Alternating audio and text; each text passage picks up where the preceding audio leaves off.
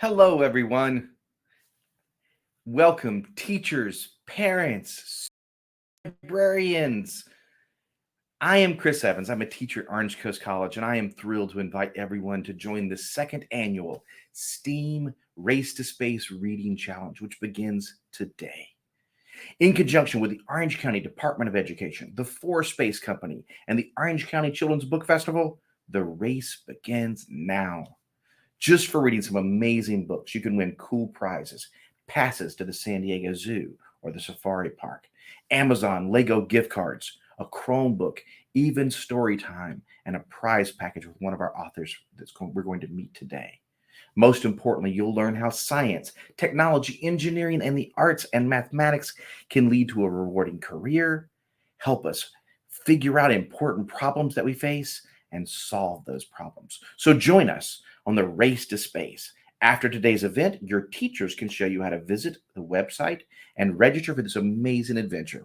So let's blast off by talking to some inspiring writers, teachers, and scientists. First, we are joined by Karyn Parsons. You will probably recognize her as Hilary Banks from her role in The Fresh Prince of Bel-Air. But she's also the founder and producer of the award-winning children's animated films Sweet Blackberry, which celebrates the contributions and the stories of unsung Black heroes in history. And she's also the author of numerous books, including How High the Moon, Flying Free, and Saving the Day, the Garrett Morgan life-changing invention of the traffic signal. Karyn, welcome.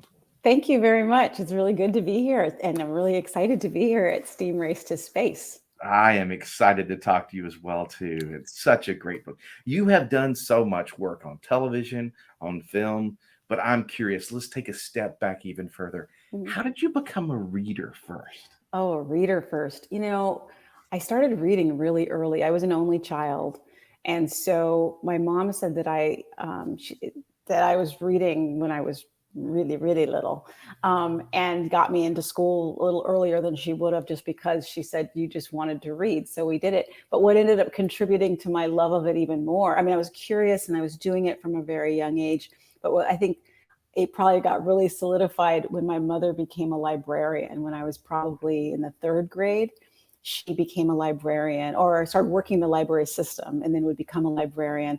And so as an only child, I spent hours upon hours in the library, and as the librarian's daughter, I got to get more books than most people.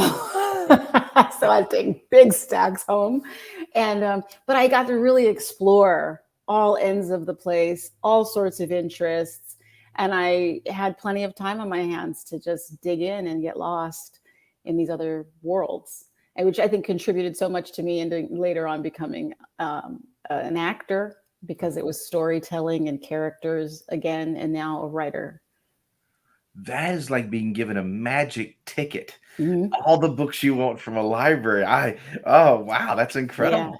it is. I have the most fond sensory memory of it. Whenever I think back to being there and what it felt like inside the library, it's so clear to me what it felt like when I was a kid, and the sense of wonder, and it was quiet and it was just so mysterious. And every time I opened something up, it was like you were entering a whole new, a different kind of mystery. Totally, everything's so different from everything else. And it was fun. It was good. I mean, I'm still, I'm the person. It's like, you got to kill some time, drop me off at the library, I'll meet you there. That sounds wonderful. Speaking of sort of being dropped into this wonderful sort of storytelling mystery, you have a couple of books before we talk about Garrett Morgan. I will say, and it's perhaps for a slightly older age group, but Yes. How High the Moon Yes. is a brilliant, lovely, beautiful book, and Thank I you. really enjoyed it. Thank you So so much. it is an absolute treat. Thank you. Thank you. Wonderful. It meant a lot to me doing that. It was, it was inspired by my mother's growing up in the Jim Crow South, which she always talked about as, oh, my childhood was so great. It was so happy. And it wasn't until I was, at some point in my adulthood that I went, wait a minute, that was a Jim Crow South, segregated South. You have to tell me more. And I wanted to write to find out how that was true and how that was so. And I did. I ended up between talking to her and exploring further what it would be like to grow up at that time as an 11-year-old girl. I saw how community has such a big impact on all of us still, so that, to this day, but how important that is in shaping our children. Well, I thought it was a beautiful book. Thank you. I teach children's literature here at Orange Coast College, and I may have to use it on my syllabus next semester. I hope you will. I hope you will. Thank you. Well, before we get to the Garrett Morgan story, I want to mention your other book as well too. So, Bessie Yay! Coleman, wow, what an inspiration! Can you tell us a little bit about this? Because she is amazing. She is Everyone amazing. should know her story. That is the truth. And that's what happened. I started my organization, the Sweet Blackberry. It's a nonprofit organization that these books are Sweet Blackberry books. And I wanted to tell little known stories in Black history that you just don't hear about. Heroes, people who overcame incredible challenges and obstacles and went on to do great, great things, which I think is an important lesson for kids. And when I started it, I loved Bessie Coleman's story. I was excited by her story, but I started seeing things here and there about her. And I thought, maybe she doesn't fit under the little known thing. Maybe there's more out here about her than I realized. But whenever I would talk about her to people, they always said, oh yeah, Bessie Smith. I know who that is. And I was like, no, that's the singer. I'm saying Bessie Coleman, the pilot. And this happened and over. And I thought, you know what? People need to know. Even if there are things out there, I want more people to know about this woman who inspires me so much. This is the first Black female aviator. She got her pilot's license before Amelia Earhart, who we know everything about. No one she was half Cherokee, or I think a quarter Cherokee and African-American, and nobody in the United States would teach her how to fly because she was a woman and she was this woman of color. So she got sponsorship. This is back in 1920. Crazy, and people knew so little about flight, but she was so brave that she got sponsorship and she took a boat to France, learned the language, went over and spent months and months learning how to fly, because there they would teach a woman how to fly, a woman of color to fly, came back a hero. And to me, long after I finished writing the book, I had her picture up on my computer desktop, because whenever I see her face, she inspires me and reminds me of what I'm capable of. And I hope she does that for kids when they read this book. Everyone needs to go get this book and read it. You will love it. And she is a hero and an inspiration. And I'm so glad you shared her story. And we all need to know her story. I agree. You also have another really amazing hero as well, too, in Garrett Morgan. Yes. Please tell us who Garrett Morgan is. Who is he? What did he do? Garrett Morgan is one of these incredible people out there who invented so many things we take for granted every day, little things in our lives. But one of the things, what I wanted to cover in the book, which I think is really important, especially for our young readers, he's the inventor of the traffic signal that we rely upon. There have been different incarnations of the traffic signal, but like for instance, there's the red, yellow, green. His mechanism that operates that red, yellow, green, most importantly, the yellow, instead of just going stop, start, he came up with that mechanism that we use to this day, not the colors themselves, but the actual, he thought that through and realized the importance of it and came up with that. And I think it's amazing that a man who, when things were so difficult for Black people at that time in this country, was able to still figure out how to draw that up and to successfully patent it and get this machine out there that we use to this day and we rely so much upon, but we often don't think about where it came from and who may have come up with it or why. The things that he encountered that made him say something has to be done about this. And that's really what the story of the Saving the Day story has to do with, is somebody who really wants to help, but having a hard time focusing their creative energy, and they're kind of all over the place. But when he finally is able to kind of hone it all in, and I think we all know someone like that who's got lots of energy and is going all over and wants to help. But if he could bring it in and focus it, he was able to do really incredible things. Well, I know you're saving our day by introducing us to this book. Do you mind reading a little bit from it? Because it's beautifully written. I'd love to. It also has incredible illustrations, which I would love to share, by the illustrator R. Gregory Christie, who is a fantastic Coretta Scott King Award-winning illustrator. I just am in awe of his work. I love working with him because I write things and then I see what he puts to it, and he's a historian unto himself because I'll write all of these things, but then the layers in the illustrations tell you so much more about the time that aren't in the words necessarily. Yeah. So it's really a beautiful and fun collaboration. So yeah, I'll read a little bit. Thank you. This is Saving the Day, Garrett Morgan's life-changing invention of the traffic signal. Morning dawned, and the sun's golden rays signaled to Garrett Morgan that it was a new day. With his head in the clouds, always full of a dream, he was no help to others, or so it seemed.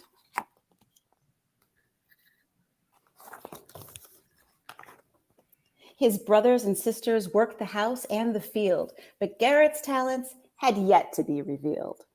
Oops, get over here. There it is. He'd spend time alone, long walks he would take, his mind imagining new creations to make. In the middle of the road, a wheel lay on the ground. I know I can use that. So Garrett bent down. But sometimes his dreaming got him into trouble. He wouldn't watch where he was going, his mind in a bubble. See, along came a car, from the side a red truck, and though they missed Garrett, their nerves had been struck. Both slammed on their brakes, dodged the boy by a hair, but the near collision gave everyone a scare. Back at home, his mom said, "You wait here for your dad." He just knew he was in trouble, that his parents were mad. You have a great mind, imaginative, keen, ready to create new from what has not yet been seen. Yes, you have a great mind, but could do even more. A tutor in the city could help your dreams soar. This decision was hard. We don't want you away, but it's for your own good. You'll understand one day. Then Garrett's mother pulled him close and she said, "But always remember this, son. Keep this in your head. While Ruth's good at fishing and Will loves to bake, Lucille loves the stars and the patterns they make. And you too, son, have something that's all yours alone, something to contribute that's just not yet known. All are given a gift, something you cannot learn. It's what you do with that gift that's your gift in return." The city was loud, people everywhere, and cars and horses and bicycles were there, all on the same roads, all at the same time, horns honking, cars crashing, no reason or rhyme.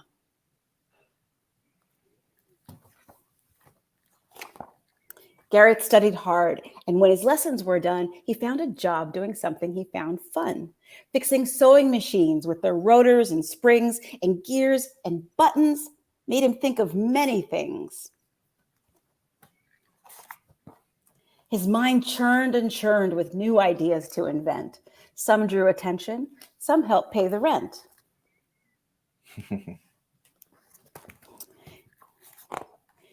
The day's early dawn signaled Garrett to wake. He decided to walk, a scenic route he would take. The grass, sparkling green, had just been cut low. Garrett longed to run through it. He decided to go. But just as he started, a white car whizzed past, heading for the crosswalk and going quite fast. Then he heard tires screech and someone yell, "Stop!" A horse and carriage were approaching. He could hear the hooves clop. But the horse kept on going, didn't even slow down. Garrett ran fast to warn them, but soon heard the sound. First a crash, then a boom, then the horse whinnied high. When Garrett finally got there, he tried not to cry.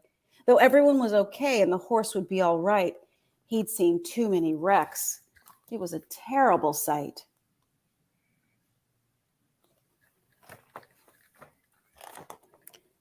There has to be some way to let drivers know that someone else is approaching, when to stop and to go.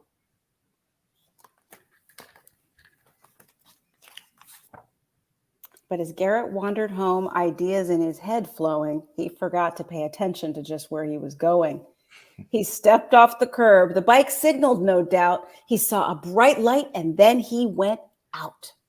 His mind was filled with colorful light, on and then off. What a beautiful sight.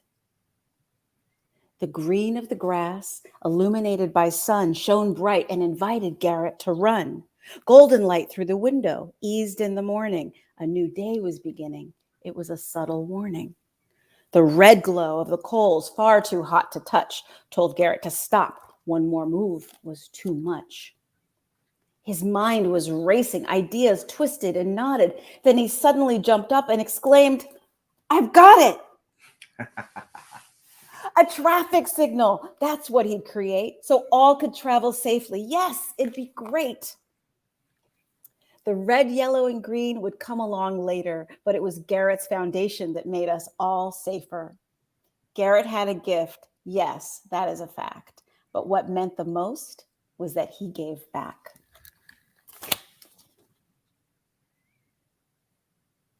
The end. Karyn, that is amazing. Thank you. We're running short of time. I love that. I need to know whose story are you telling next? Because Garrett and Bessie are amazing. Where are you going next? Whose story do we need to know? Oh, there are so many. And I think every day seems like somebody's writing me and telling me a story I haven't heard.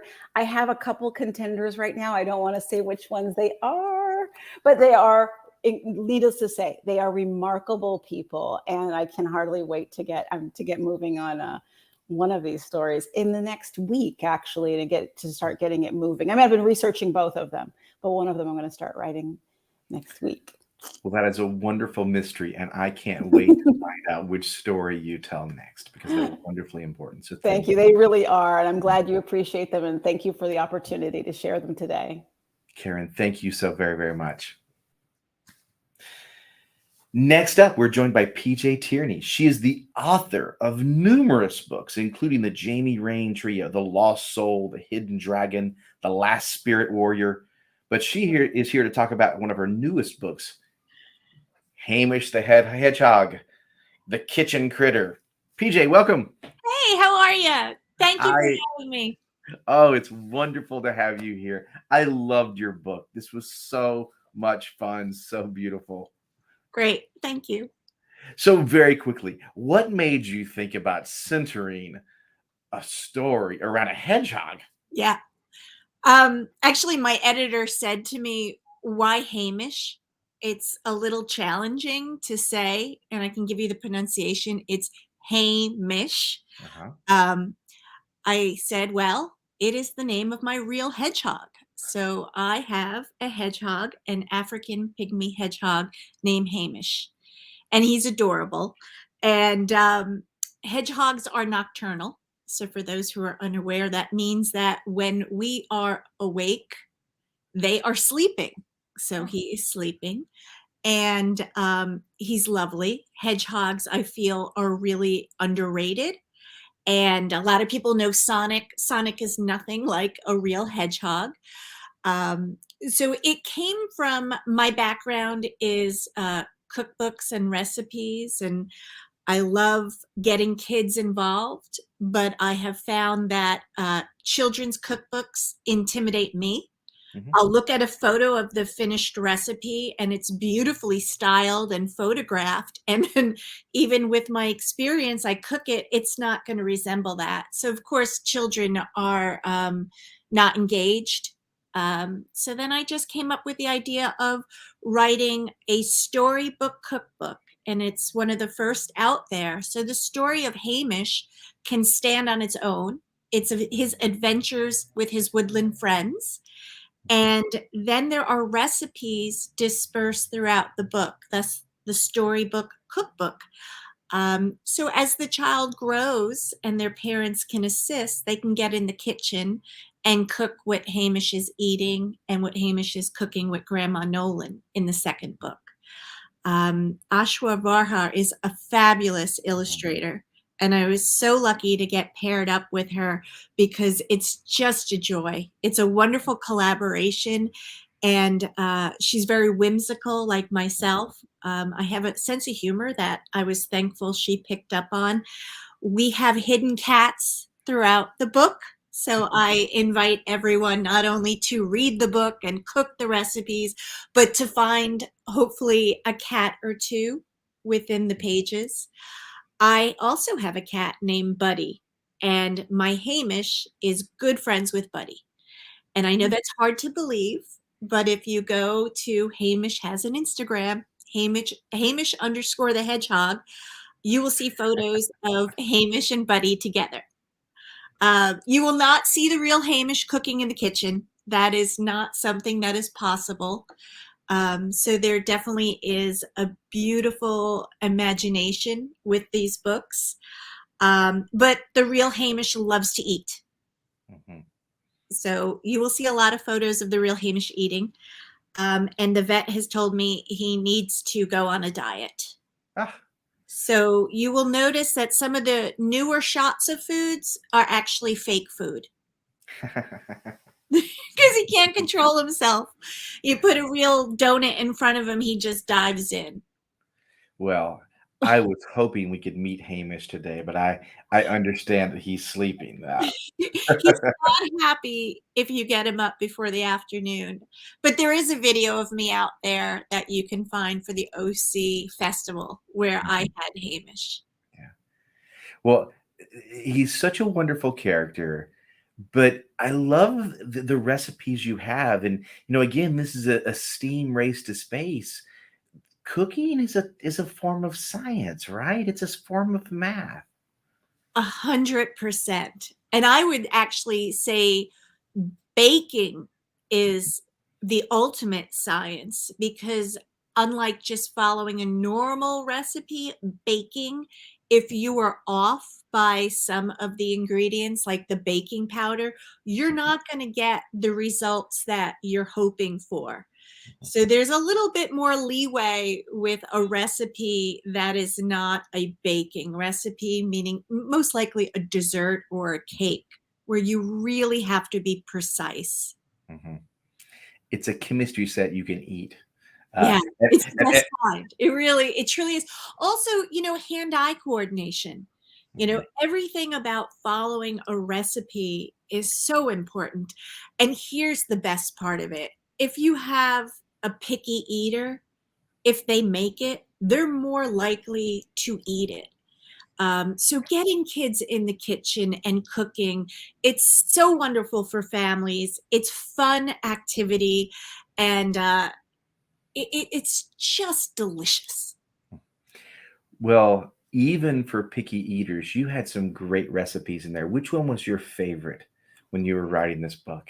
I know That's mine. It's a tough one, but it's kind of the one I make the most is the very berry muffins, Mhm. because it's a snack or it's a great breakfast, and I also freeze them, so whenever you need them, you can just grab them. It's a wonderful mixture of recipes. We have one of the best recipe testers. I'm going to give her a shout out, Deb Murray, and we really make sure that the recipes are at a level that kids of all ages with assistance can Mhm. follow the instructions. We also have, vegetarian, actually a vegan option in Mhm. one of them, which someone said to me, I don't know if kids are going to like that. Well, when you make it and you taste the burger, you're not going to, it's delicious. It's a lentil mushroom veggie burger and it's really delicious. They're all ingredients that you can find wherever you are in the world, and they're quick and easy. Well, the next two that I'm making, crunchy baked asparagus Oh, that's great. And if you have an air fryer, so perfect. and chocolate cake with vanilla frosting. Yeah. Those are the two I'm making next.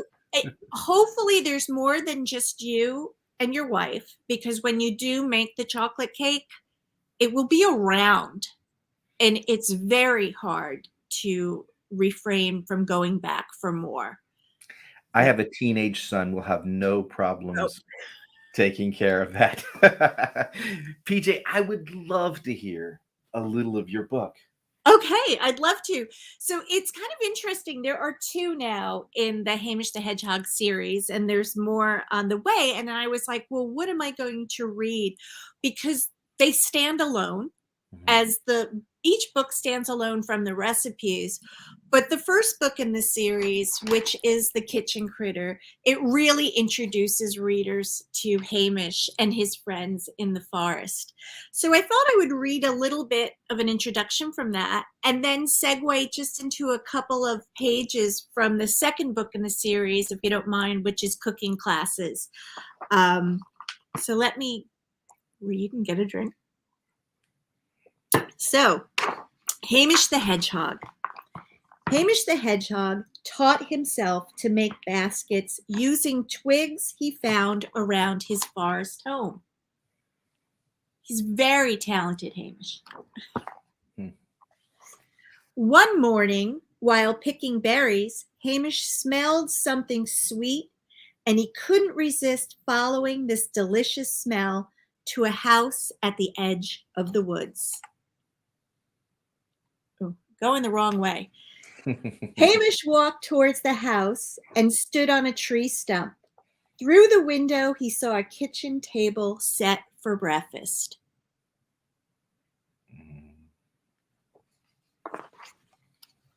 Hamish walked back into the woods, leaving his basket of berries behind. Oh no. The next day, Hamish found a basket of berry muffins with a recipe on the tree stump. How Hamish wished he knew how to cook. He had never eaten berry muffins, and they looked delicious. And then we have a 2-page spread of the very berry muffin recipe. So the recipe is written out, easy to follow steps, and then every ingredient is illustrated facing the recipe. They're really charming illustrations. Hamish returned to the house and left a basket full of strawberries with a thank you note on the tree stump. Thank you for the delicious muffins. I don't have a kitchen, so thank you for baking for me, Hamish, with his adorable paw print. Each morning, Hamish left a basket of something from the forest and returned to the woods with a basket of something delicious. The family would wait at the window, watching and smiling. I don't know why I'm having such problems here.